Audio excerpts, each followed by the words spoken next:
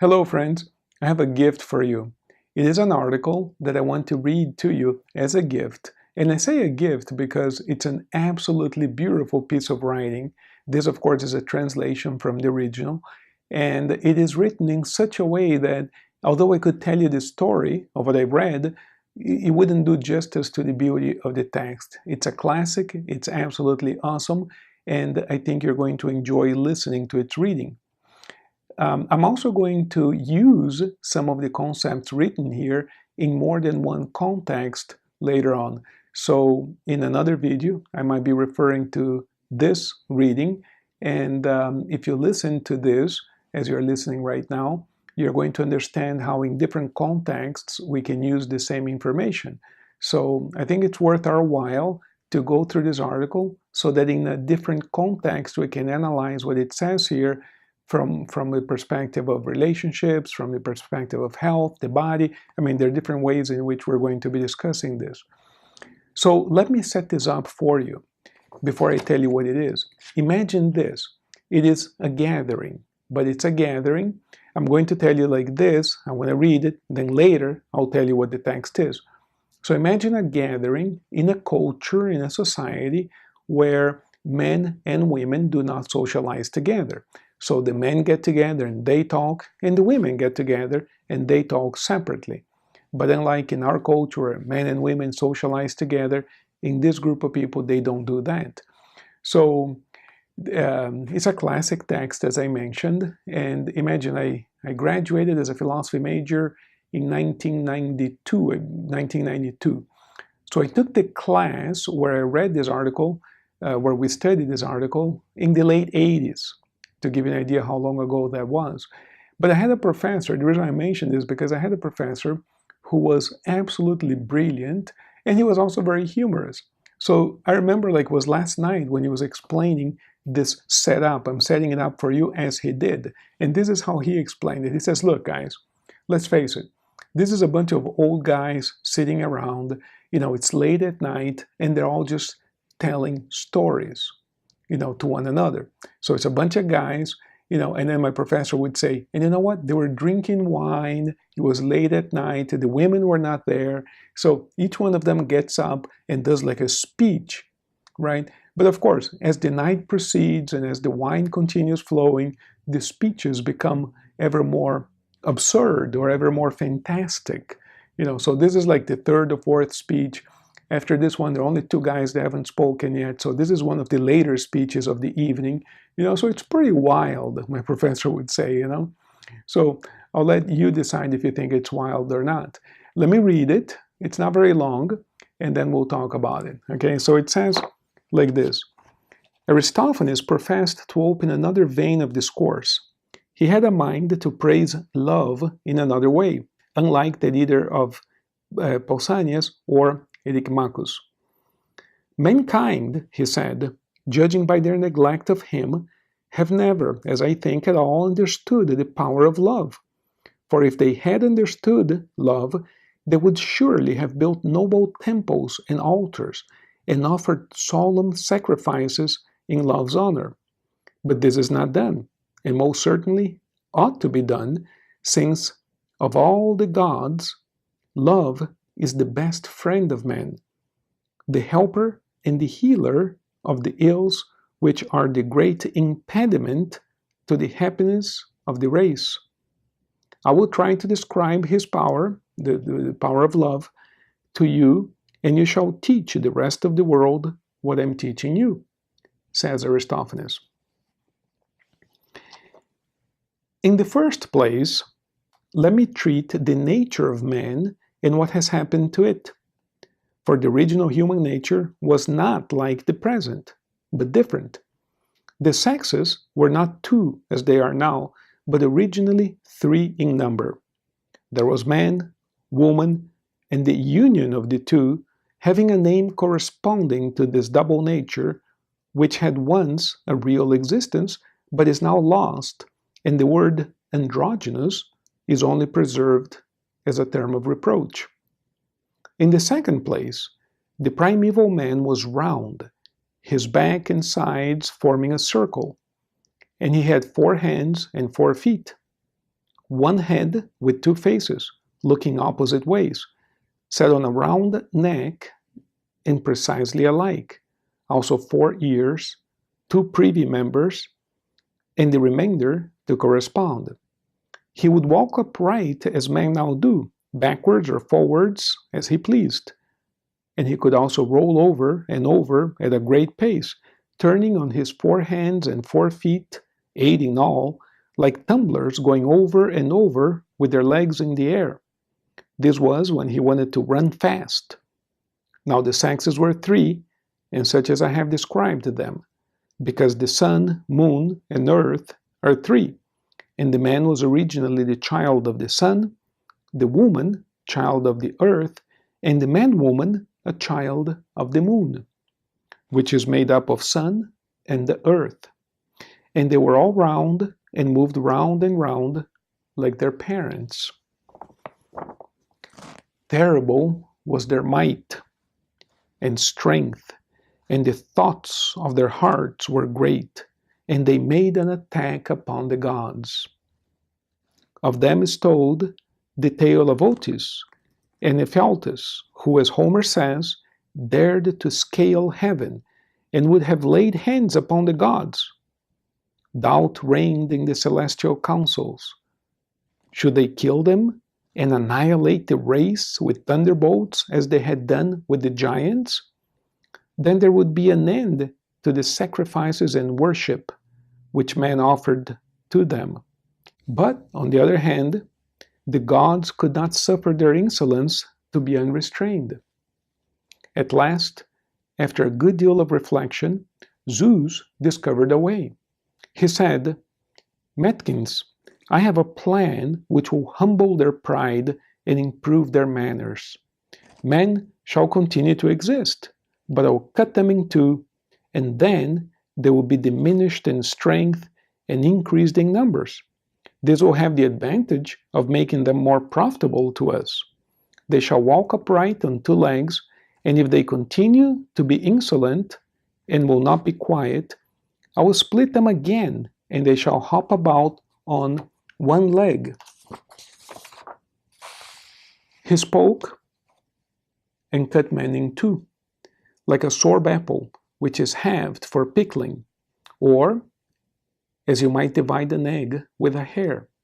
And as he cut them one after another, he bade Apollo to give the face and half of the neck a turn in order that man might contemplate the section of himself. He would thus learn a lesson of humility. Apollo was also bidden to heal their wounds and compose their forms. So he gave a turn to the face and pulled the skin from the sides all over, that which in our language is called belly, like the purses which draw in, and he made 1 mouth at the center, which he fastened in a knot, the same which is now called the navel. He also molded the breast and took out most of the wrinkles, much as a shoemaker might smooth leather on a last. He left a few, however, in the region of the belly and navel, as a memorial of the primeval state. After the division, the 2 parts of man, each desiring his other half, came together, and throwing their arms about one another, entwined in mutual embraces, longing to grow into one. They were on the point of dying from hunger and self-neglect, because they did not like to do anything apart. And when one of the halves died and the other survived, the survivor sought another mate, man or woman, as we call them, being the sections of entire men or women, and clung to that. They were being destroyed when Zeus, in pity of them, invented a new plan. He turned the parts of generation round to the front, for this had not been always the position. And they sowed the seed no longer as hitherto like grasshoppers in the ground, but in one another. And after the transposition, the male generated in the female, in order that by their mutual embrace of man and woman, they might breed, and the race might continue.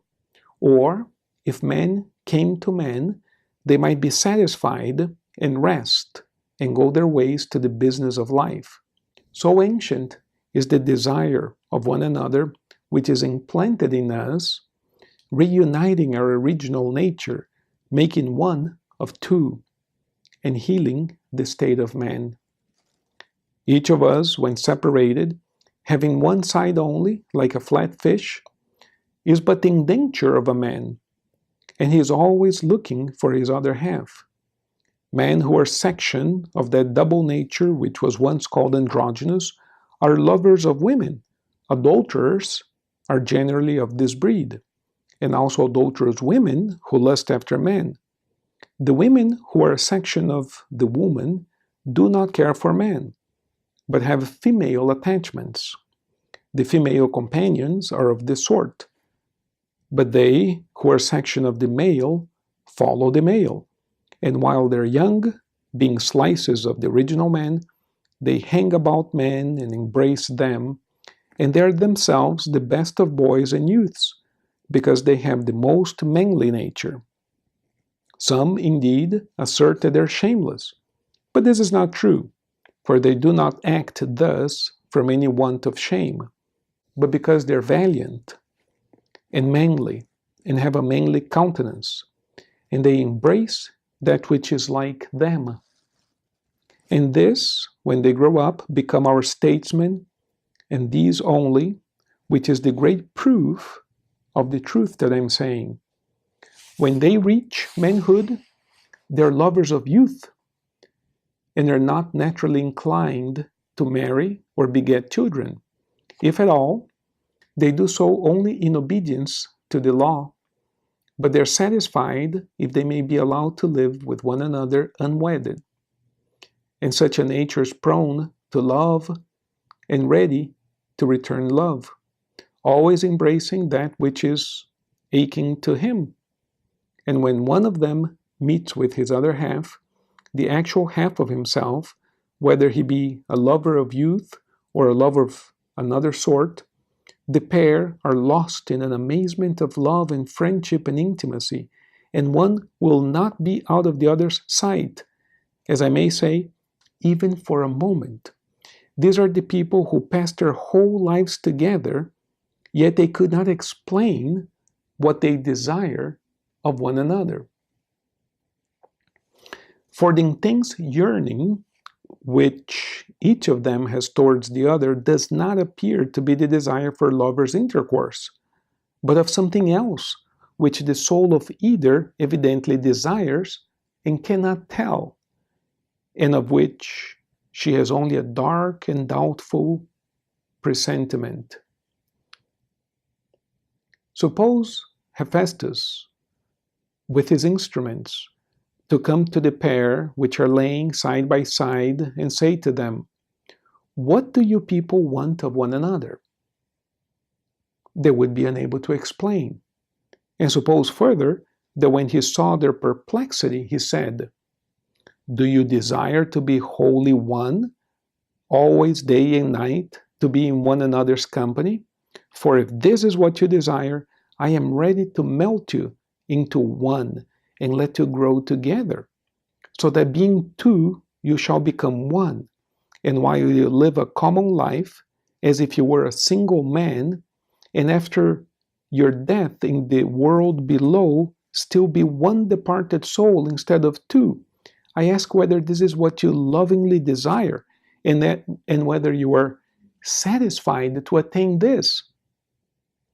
There's not a man of them who, when he heard the proposal, would deny or would not acknowledge that this meeting and melting into one another, this becoming one instead of two, was the very expression of his ancient need. And the reason is that human nature was originally one, and we were a whole, and the desire and pursuit of the whole is called love. There was a time, I say, when we were one, but now, because of the weakness of mankind, God has dispersed us, as the Arcadians were dispersed into villages by the Macedonians. And if we were not obedient to the gods, there's a danger that we shall be split up again and go about in basso relievo, like the profile figures having only half a nose, which are sculpted on monuments, and that we shall be like tallies. Wherefore, let us exhort all men to piety, that we may avoid evil and obtain the good, of which love is to us the Lord and minister, and let no one oppose love. He is the enemy of the gods who opposes him. For if we are friends of the God and at peace with him, we shall find our own true loves, which rarely happens in this world at present. I am serious, and therefore I must beg Eryximachus not to make fun or to find any allusion in what I'm saying to Pausanias and Agathon, who, as I suspect, are both of the manly nature and belong to the class that I have been describing. But my words have a wider application. They include men and women everywhere, and I believe that if our loves were perfectly accomplished, and each one returning to his primeval nature had his original true love, then our race would be happy. And this would be best of all. The best in the next degree and under present circumstances must be the nearest approach to such a union, and that will be the attainment of a congenial love. Wherefore, if we would praise him who has given us the benefit, we must praise the God love, for he is our greatest benefactor, both leading us in this life back to our own nature and giving us high hopes for the future. For he promises that if we're pious, he will restore us to our original state and heal us and make us happy and blessed. This, Eryximachus, is my discourse of love, which, although different to yours, I must beg you to leave unassailed by the shafts of your ridicule, in order that each may have his turn.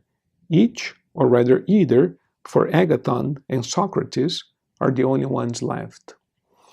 So this is the Aristophanes portion of this speech contained in a Platonic text called the Symposium.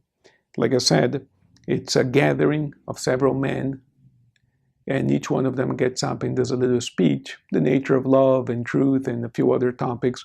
And it is attributed to Aristophanes to have gotten up and described a little bit about the nature of love and also the nature of humans. And what he says is that originally we were complete. This is where the term soulmate comes from. In other words, the idea that originally we were one, a complete being, but a complete being got split up into two, and now we seek our complement somehow. And that process of seeking and attaining the complement is, or that other half of ours, is what we call the pursuit of love. Now, this text is important, and we're going to be discussing a few other topics that are important. You're going to see the application of all of this in a little bit, but I just wanted here to read the text. So it's called the Symposium. This is Aristophanes' speech. If you couldn't quite catch a few words, you can look it up. The text is absolutely beautiful, and I can just imagine the symposium and all these guys get up, and these are figures, historical figures, Aristophanes, Socrates, and we just totally venerate these people because of their wisdom and their writings and what we know about them. They're like geniuses of philosophy, right? We got to put yourself back 2,400 years ago. They knew a whole lot. So they're awesome. I guess if you're a philosophy major, you would identify with that. I don't know, but it's just beautiful writing, I think. And he just describes what it used to be like in the beginning, what happened to us, and what we're like now. But then he also opens up the door saying, look, if we behave a certain way, if we're good, if we're nice to one another, and if we find love again, we'll be made whole again. So he describes the beginning, what happened, and also a way back into our wholeness, which we call love. I think it's absolutely beautiful text. So we'll talk more about this in different contexts, but I hope you enjoyed the text. It's called the Symposium. It's a Plato, text, Symposium. You can find this anywhere on the internet for free, and you can read again if you prefer.